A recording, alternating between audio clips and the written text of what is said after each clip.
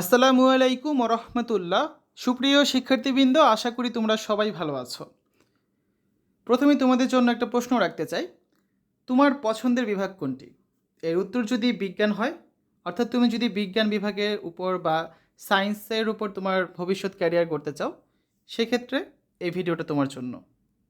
তোমরা জানো যে 2025 শিক্ষাবর্ষে আগের কারিকুলামটা ফেরত নিয়ে আসা হচ্ছে নবম দশম শ্রেণীর জন্য।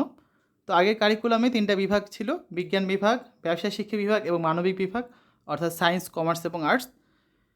তো এর মধ্যে শিক্ষার্থীরা হচ্ছে নিজেদের পছন্দ মতো বিভাগ বাছাই করে সে অনুযায়ী তাদের ফিউচার লাইফের জন্য কিন্তু পড়াশোনা শুরু করতে পারতো। তুমি যদি বিজ্ঞান বিভাগ নিয়ে পড়তে চাও, সেক্ষেত্রে তোমাকে হচ্ছে বিজ্ঞান বিভাগের কোন কোন বইগুলো পড়তে হবে, শুধুমাত্র বিজ্ঞান বিভাগের জন্য কোন কোন বইগুলো রয়েছে এবং সেই বইগুলোতে কী কী আছে তা নিয়ে আজকে আমরা একটা ধারণা দেবো, ঠিক আছে? তো দেখো, বিজ্ঞান বিভাগে যে বইগুলো রয়েছে, প্রথমে আছে বাংলাদেশ ও বিশ্ব পরিচয় বই। এই বইটা কিন্তু শুধুমাত্র বিজ্ঞান বিভাগের শিক্ষার্থীদের বা যারা সায়েন্স নিয়েছো বা সায়েন্স নেবে তাদেরকে এই বইটা পড়ানো হয়। তারপর রয়েছে পদার্থবিজ্ঞান বা ফিজিক্স বই। এরপরে আছে রসায়ন বা কেমিস্ট্রি বই। তারপর আছে জীববিজ্ঞান বা বায়োলজি বই এবং উচ্চতর গণিত বা হচ্ছে হায়ার ম্যাথ বই। একটু লক্ষ্য করো এখানে, এই যে 3টা বই রয়েছে, এগুলো তো 3টা বই হচ্ছে তোমার কম্পালসারি সাবজেক্ট, অর্থাৎ মাস্ট, এগুলো পাস করতেই হবে। এখন এই জীববিজ্ঞান এবং উচ্চতর গণিত, এর মধ্যে তুমি যে কোনো একটা চতুর্থ বিষয় হিসেবে নিতে পারো।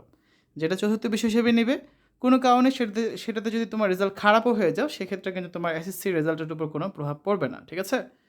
এই সুযোগটা রয়েছে এখানে।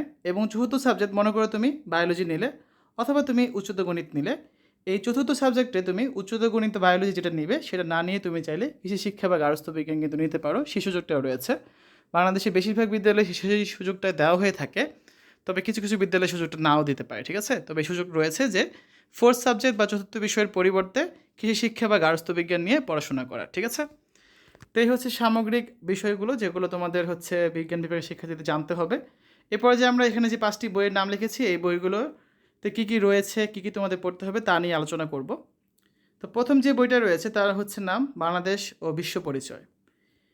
দেখো, এই বইটাতে তোমাদের যে সকল বিষয় পড়তে হবে, প্রথমেই রয়েছে পূর্ব বাংলার আন্দোলন এবং জাতীয়তাবাদের উত্থান, 1947 থেকে 1970 সালের বিভিন্ন ঘটনা এখানে রয়েছে। দ্বিতীয় অধ্যায়ে স্বাধীন বাংলাদেশ নিয়ে আলোচনা করা হয়েছে। তৃতীয় অধ্যায়ে রয়েছে সৌরজগৎ এবং ভূমণ্ডল, ঠিক আছে? সৌরজগৎ এবং ভূমণ্ডল নিয়ে খুব সুন্দরভাবে আলোচনা রয়েছে তৃতীয় অধ্যায়। চতুর্থ অধ্যায়ে বাংলাদেশের ভূপ্রকৃতি এবং জলবায়ু নিয়ে আলোচনা করা হয়েছে। বাংলাদেশের নদ নদী এবং প্রাকৃতিক সম্পদ নিয়ে আলোচনা করা হয়েছে পঞ্চম অধ্যায়। রাষ্ট্র, নাগরিকতা এবং আইন সম্পর্কে বিশদ আলোচনা রয়েছে ষষ্ঠ অধ্যায়। সপ্তম অধ্যায়ে রয়েছে বাংলাদেশ সরকারের বিভিন্ন অঙ্গ এবং প্রশাসন ব্যবস্থা নিয়ে আলোচনা। অষ্টম অধ্যায়ে বাংলাদেশের গণতন্ত্র এবং নির্বাচন নিয়ে আলোচনা রয়েছে। নবম অধ্যায়ের নাম হচ্ছে জাতিসংঘ এবং বাংলাদেশ। দশম অধ্যায়ে রয়েছে টেকসই উন্নয়ন অভিষ্ট বা এসডিজি। একাদশ অধ্যায় জাতীয় সম্পদ এবং অর্থনৈতিক ব্যবস্থা। দ্বাদশ অধ্যায়ে রয়েছে অর্থনৈতিক নির্দেশকসমূহ ও বাংলাদেশের অর্থনীতির প্রকৃতি। ত্রয়োদশ অধ্যায় বাংলাদেশ সরকারের অর্থ এবং ব্যাংক ব্যবস্থা। চতুর্দশ অধ্যায়ে রয়েছে বাংলাদেশের পরিবার কাঠামো ও সামাজিকীকরণ। পঞ্চদশ অধ্যায় বাংলাদেশের সামাজিক পরিবর্তন এবং ষোড়শ অধ্যায়ে রয়েছে বাংলাদেশের সামাজিক সমস্যা ও এর প্রতিকার। এই 16টা অধ্যায় মিলিয়ে হচ্ছে তোমাদের বাংলাদেশ ও বিশ্ব পরিচয় বই, যে বইটা শুধুমাত্র বিজ্ঞান বিভাগের শিক্ষার্থীদের পড়ানো হয় এবং যারা কমার্স এবং আর্টস নেবে তাদেরকে হচ্ছে এই বইটার পরিবর্তে বিজ্ঞান বই বা সায়েন্স যে বইটা রয়েছে সেই বইটা পড়ানো হবে, ঠিক আছে? কারণ তোমাদের তো বিজ্ঞান বইটাকে ভেঙে 3টা পার্ট করা হয়েছে, পদার্থবিজ্ঞান, রসায়ন এবং জীববিজ্ঞান। আর যারা কমার্স এবং আর্টস তাদের হচ্ছে 3টা বইয়ের জন্য একটা বই তারা পড়ে, সেটা হচ্ছে বিজ্ঞান বই। তারপর আসে পরবর্তী যে বইটা রয়েছে পদার্থবিজ্ঞান বা ফিজিক্স, এই বইটা নিয়ে আমরা আলোচনা করি।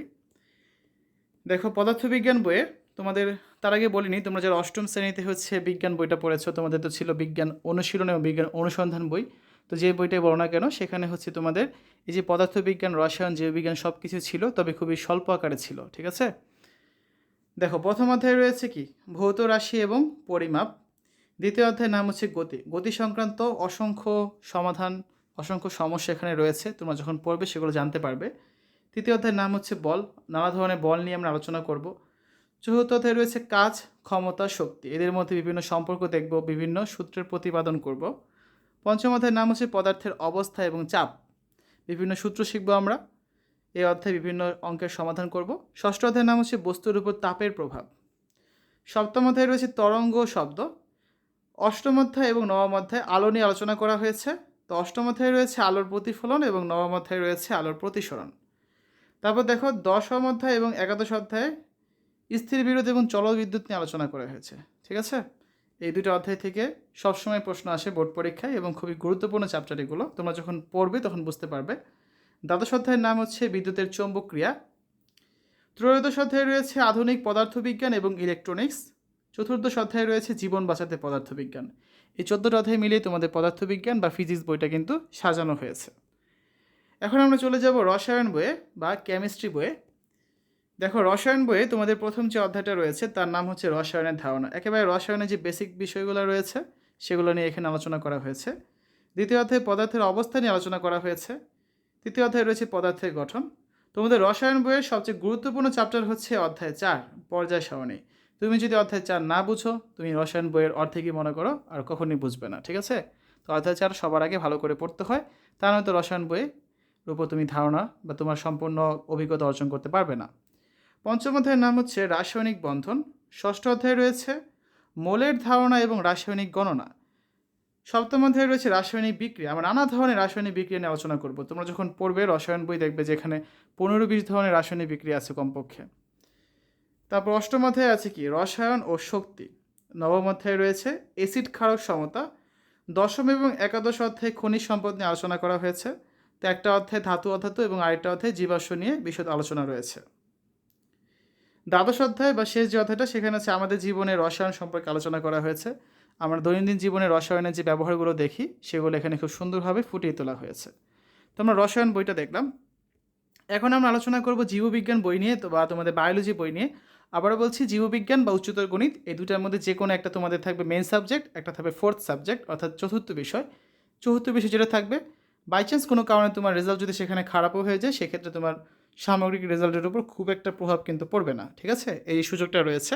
আবারও বলছি চতুর্থ বিষয়ের পরিবর্তে তুমি হচ্ছে জীববিজ্ঞান বা হায়ার ম্যাথ যেটাই নাও না কেন সেটার পরিবর্তে তুমি চাইলে কৃষি শিক্ষা বা গার্হস্থ্য নিতে পারবে এবং বাংলাদেশের বেশিরভাগ বিদ্যালয়ে কিন্তু এই সুযোগটা দেওয়া হয়ে থাকে। ঠিক আছে, তো দেখো জীববিজ্ঞান সিলেবাসটা বা জীববিজ্ঞান সূচিপত্র আমরা দেখে নিই। প্রথম অধ্যায়ে রয়েছে জীবন পাঠ। দ্বিতীয় অধ্যায়ে জীবকোষ এবং টিস্যু নিয়ে আলোচনা করা হয়েছে। তৃতীয় অধ্যায়ের নাম হচ্ছে কোষ বিভাজন, মাইটোসিস মিওসিস অ্যামাইটোসিস এগুলো নিয়ে এখানে আলোচনা করা হয়েছে। চতুর্থ অধ্যায়ের নাম হচ্ছে জীবনী শক্তি। আমরা বিভিন্ন চক্র নিয়ে এখানে আলোচনা করব। পঞ্চম অধ্যায়ে রয়েছে খাদ্য পুষ্টি এবং পরিপাক। এখানে তোমরা হচ্ছে বিএমআই বিএমআর এগুলো সম্পর্কে আলোচনা করা আছে, দেখতে পাবে তোমরা। ষষ্ঠ অধ্যায়ের নাম হচ্ছে জীবের পরিবহন। সপ্তম অধ্যায়ের নাম গ্যাসীয় বিনিময়। অষ্টম অধ্যায়ে রয়েছে রেচন প্রক্রিয়া, এখানে আমরা বৃক্ক নিয়ে আলোচনা করব মূলত। নবম অধ্যায়ে রয়েছে ধীরতা প্রদান ও চলন। দশম অধ্যায়ের নাম হচ্ছে সমন্বয়, বিভিন্ন ধরনের হরমোন নিয়ে এই অধ্যায়ে আলোচনা করা হয়েছে। একাদশ অধ্যায়ের নাম আছে জীবের প্রজনন। দ্বাদশ অধ্যায়ে রয়েছে জীবের বংশগতি এবং বিবর্তন নিয়ে এখানে খুব বিশদ আলোচনা করা হয়েছে। ত্রয়োদশ অধ্যায়ে জীবের পরিবেশ নিয়ে আলোচনা করা হয়েছে এবং চতুর্দশ অধ্যায়ে রয়েছে জীব প্রযুক্তি। এই 14টা অধ্যায় রয়েছে, প্রত্যেকটা অধ্যায় কিন্তু খুবই ইম্পর্ট্যান্ট চ্যাপ্টার। তো এই তোমাদের হচ্ছে এই 14টা অধ্যায়ের মাধ্যমে জীববিজ্ঞান বইটা সাজানো হয়েছে। যখন বইটা হাতে পাবে দেখবে যে এগুলো পড়লে তোমাদের আশা করি কখনোই খারাপ লাগবে না, খুব আনন্দ সহকারে তোমরা এগুলো পড়তে পারবে। সর্বশেষ যে বইটা রয়েছে আমাদের বিজ্ঞান বিভাগের শিক্ষার্থীদের জন্য সেটা হচ্ছে উচ্চতর গণিত। দেখো ভয় পাওয়ার কিছু নেই, গণিত বিষয় যা পড়েছে অনেকটা এরকমই। নতুন কিছু বিষয় থাকবে তবে এগুলো খুবই সহজ। প্রথম অধ্যায়ে রয়েছে সেট ও ফাংশন। দ্বিতীয় অধ্যায়ের নাম হচ্ছে বীজগাণিতিক রাশি। তৃতীয় অধ্যায়ে রয়েছে জ্যামিতি। চতুর্থ অধ্যায়ে রয়েছে জ্যামিতিক অঙ্কন। পঞ্চম অধ্যায়ের নাম সমীকরণ। ষষ্ঠ অধ্যায়ের নাম হচ্ছে অসমতা। সপ্তম অধ্যায়ে ধারার অঙ্ক রয়েছে অসীম ধারার অঙ্ক। অষ্টম অধ্যায়ে থাকবে ত্রিকোণমিতি। নবম অধ্যায়ে থাকবে সূচকীয় ও লগারিদমীয় ফাংশন। দশম অধ্যায়ের নাম হচ্ছে দ্বিপদী বিস্তৃতি। একাদশ অধ্যায় স্থানাঙ্ক জ্যামিতি। দ্বাদশ অধ্যায় সমতুলীয় ভেক্টর। ত্রয়োদশ অধ্যায়ে রয়েছে ঘন জ্যামিতি। চতুর্দশ অধ্যায়ে রয়েছে সম্ভাবনা। ঠিক আছে, তো শেষে কয়েকজন স্মরণীয় কয়েকজন গণিতবিদের কথা এখানে বলা আছে। তো এই হচ্ছে তোমাদের উচ্চতর গণিত বইটা ভাবে করে সাজানো হয়েছে। তো শিক্ষার্থীরা আবারও বলছি তোমার পছন্দের বিভাগ যদি বিজ্ঞান হয় তাহলে এই যে 5টা বিষয় নিয়ে আমরা আলোচনা করলাম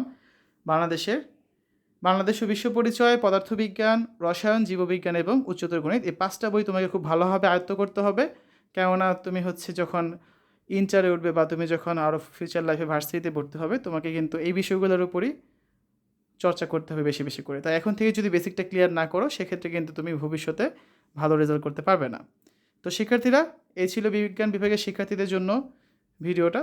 আজকের ভিডিওতে আমি আলোচনা করেছি তোমাদের বিজ্ঞান বিভাগের শিক্ষার্থীদের কোন কোন বিষয় বইগুলো পড়তে হবে এবং সেই বইগুলোতে কী কী বিষয় নিয়ে আলোচনা করা হয়েছে।